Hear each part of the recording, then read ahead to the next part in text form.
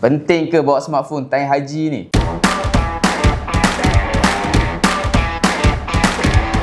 Nak beli phone, tablet, aksesori Android atau iPhone? Tak payah keluar rumah. Beli terus di FM Mall, mudah, cepat dan terus sampai depan pintu. Hai guys, balik kembali lagi.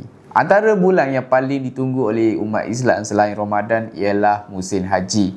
Dan realitinya urusan haji dulu dah tak sama macam sekarang. Sebab apa? Sebab semua urusan untuk haji hampir semua menggunakan smartphone ni. Tak kira lah korang nak buka aplikasi nusuk, nak semak permit, nak cari lokasi atau nak hubungi mutawif, malah korang nak call ahli keluarga dekat Malaysia pun korang kena gunakan smartphone. Tapi aku tak kata korang perlu spend beribu ringgit untuk dapatkan smartphone yang power. Cukuplah sekadar smartphone tu memang tahan bateri, lepas tu skrin yang besar, dia punya brightness terang untuk korang membaca. Malah prestasi pun sekadar cukup sederhana pun dah okey. Storage yang besar untuk korang simpan memori tu. Tapi ada ke ciri-ciri smartphone ni? So dalam video ni aku nak share dekat korang beberapa smartphone dengan bajet yang korang boleh pilih untuk para haji dan hajah yang tak lama lagi. Jom aku share. Pertama sekali untuk jemaah yang nakkan yang paling basic, kita ada Redmi 15C dengan tarikh harga RM429. Bateri dia agak besar, 6000 mAh untuk bantu tahan lebih sehari, malah aku boleh kata hampir 2 hari. Skrin yang besar dan senang untuk korang baca dan harga pun mesra poket. Cuma aku harapkan korang tak expect dengan harga yang ditawarkan korang akan dapat prestasi yang laju. Just cukup untuk korang gunakan ketika berada dekat tanah suci tu. Next, kalau korang nak up sikit, kita ada Honor X9D dengan tanda harga RM799. Dia bagi kapasiti bateri yang agak besar, 6500 mAh dan storage sampai 512GB.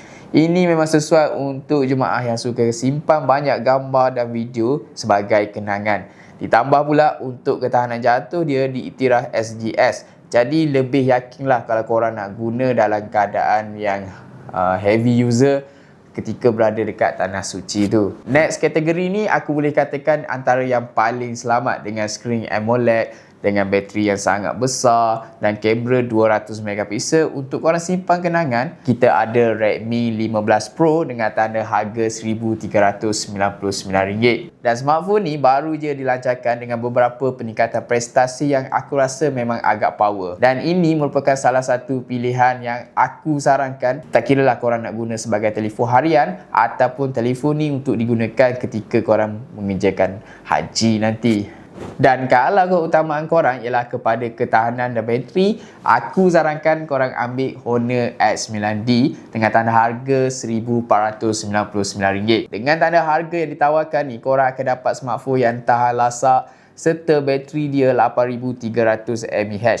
Dan bukan sekadar tahan lasak je, kamera pun boleh kata cantik dan fungsi dia antara yang terbaik yang korang boleh dapatkan. Tak lag, storage yang besar, bateri yang power dan yang paling penting tahan lasak untuk korang yang mengerjakan haji tu. Dan last sekali untuk korang yang nak smartphone yang premier sikit, kita ada Vivo V60. Vivo V60 ni ditawarkan dengan tanda harga RM1799 dengan prestasi untuk chipset yang laju, kamera yang menggunakan Zeiss dan pengecasan yang pantas. Sesuai untuk korang yang nak telefon yang laju, kamera cantik. Cuma kalau daripada segi ketahanan fizikal mungkin dia kurang sikit. Tapi kalau korang nak yang baru, kita ada Vivo V70.